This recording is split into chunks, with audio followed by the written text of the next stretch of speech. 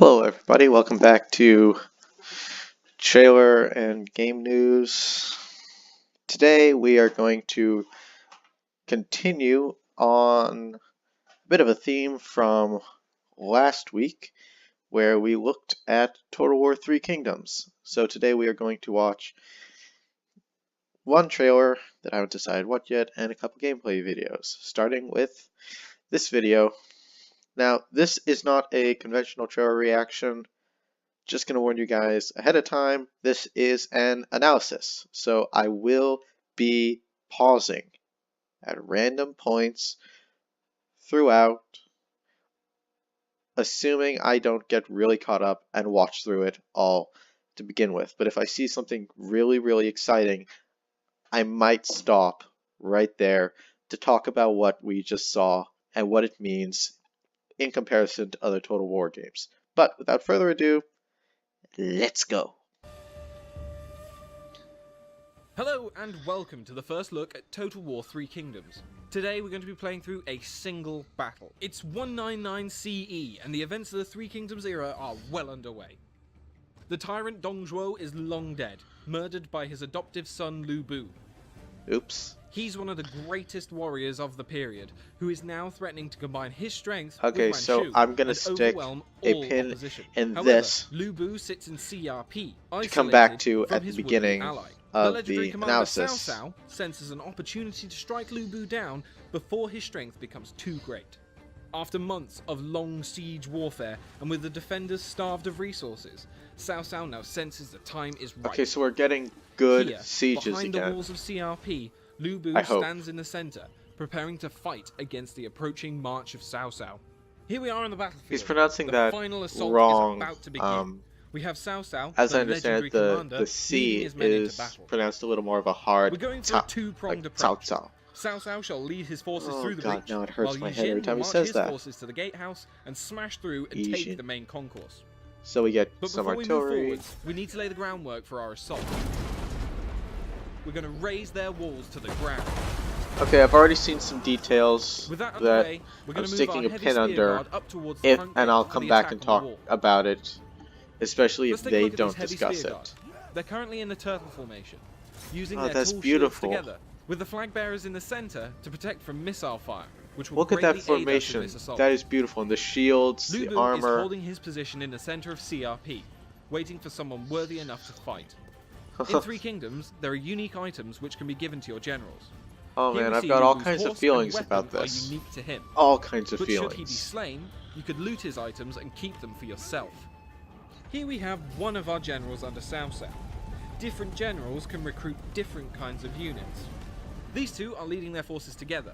Yi Jin is a guardian-type hero, our combat hero master types. who excels in the heart of battle, tanking and soaking up damage. While our strategist is not great in a fight, he is incredibly useful for debuffing enemy units and allows us access to unique formation types. The gap on the left is now wide enough for us to make our great assault on the settlement. Cao Cao and his retinue are going to move up. Cao Cao himself is a commander, and they excel at buffing up nearby allied troops, rather than wading into combat themselves. So we won't be seeing him being the first through the breach. He's too valuable for that. We will instead be pushing up the Yellow Dragons. They are being supported by the Azure Dragons, a hybrid heavy spear and missile infantry unit. They will first hold back and fire over the walls with their bows, and once they've spent all their ammunition, they will join in on the front line. Let's move our heavy spears forward to climb the walls. Okay, so we can also do the wall climbing. That's good to know. So we Now get is the artillery, time to press the rams, wall Seeing the Azure climbing. Dragons firing, and now charging forward to the Yellow Dragons. Is there a heart beating in that spineless body? Oh, we get some dialogue. Inside that cavernous head? These heavy-hitting axe units are a formidable foe for anyone they go up So against. they don't talk about the They will dialogue. make very short work of these spears. I'll come back to it. Let's just focus on watching this and enjoying it. Now, things are a little ridiculous. People are getting thrown around a little Let's more check than up is on the center believable. attack. The settlement is now on fire from the barrage of arrows, and our men are getting over the walls and getting stuck into the enemy. Stuck in, yeah, you keep using that word. I do not think it means what you think it means.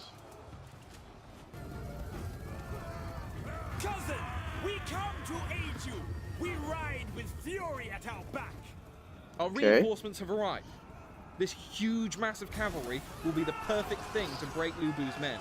We'll Ooh. charge them into this spear infantry. Oh man, look at that We're guy. gonna knock these guys flying and destroy their morale. Our reinforcements are led by Jehao Dong. So He was still a shot in little the eye bit by an arrow in battle against Lu Bu. on the He pulled it throwy out, around. his eye still attached to the arrow, and proceeded to eat it.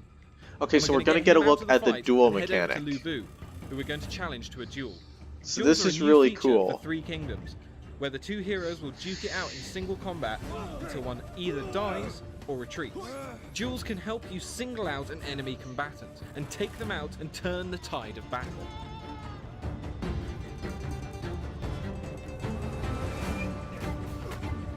Look at this. Oh, this is just beautiful. Ooh. Uh-oh. This battle is heating up. To see who wins, stay tuned for all. Okay, so let's start at the beginning because they have given me a lot to talk about. So we have hero types in the classical version. And this is really big because while in Total War Warhammer we had, some lords are better at we had caster lords, we had hybrid lords who were able to use a pistol or a bow and do melee, or we just had our straight melee lords. Here we have characters that have very specific skill sets that affect how they play on the battlefield, that come with special abilities that influence not just them in general combat or their troops in general combat, but skills that can be used to give them an edge in duels. But before we get to that, let's take a look at a card, at this right here in the lower left hand corner. Now, a lot of this is pretty familiar. We have the Lord and we have unit cards. Now, historically, I feel very funny saying historically about Total War games, because with them being about history. We had one Lord, delineated very clearly, and 20 units. Or we had two Lords, but there wasn't, once the battle started, a whole lot of distinction in the UI for the Lord. Now, as far as the unit cards go, we get art to delineate which unit it is. We get this, which I assume is experience, unit numbers. But this is very interesting because it's been suggested in dev blogs that the Lord type determines the type of units they can get. Which leads me to believe that a unit like, say, Cao Cao, who is a commander type unit, is going to be able to get a slightly more balanced unit roster, or perhaps a more elite group of units that are more faction specific. I'm not sure. We're going to have to wait and see. It's also been suggested, again, in devlogs, that units, at least initially, will come with the lords, kind of like recruiting a lord and his retinue. Now, you get a unit like the strategist, and they have their bonuses to debuffs, etc., etc. And as you can see, his little contingent is entirely made up of archers and artillery. Now, that begs the question, is he limited to those types of units? And can you recruit these kinds of units for, say, Cao Cao? Or do you need one of these guys, a tactician type leader, in your army? Time will tell. It'll be very curious to see how things work. I'm very excited to get a look at it, and I'm also incredibly excited by the return of siege battles, as we have here, where we have true depth to a siege battle where you have to break through the walls. There's slightly more rigorous street-to-street fighting, culminating in either a duel or a battle in the center over that command point.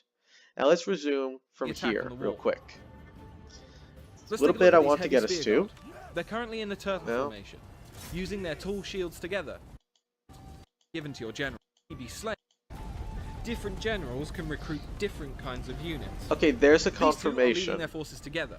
Yi Jin is a guardian-type hero, our combat master who excels in the heart. Not great enough. The gap on the I'm going to pause real quick just to point out that they've said in the dev blogs that unlike Total War Warhammer and Total War Warhammer 2, where you often had to do a kind of frustrating sequence of quest battles and mini missions to get hold of legendary weapons for your specific faction leader, here you start with them. And right off the bat, you have them. And it's been suggested, this is again subject to change, that once you finish if you finish a battle and you kill an enemy legendary character, you might be able to get your hands on those weapons and that horse, for instance, and make them yours. Don't know how accurate that's going to be at release, but it'll be very interesting to see. Now, let's see if we can get that detail. To make our great assault on the settlement. Cao Cao and his retinue are going to move up. Cao Cao himself is a commander, and they excel at buffing up nearby allied troops, rather than wading into combat themselves. So we won't be seeing him being the first through the breach. He's too valuable for that. This idea of specialized lords is very exciting for me. They are being supported by the Azure Dragon. And after I get through to the other things I want to say in this video, we'll get there. And once they've spent all their ammunition, they will join in on the front line.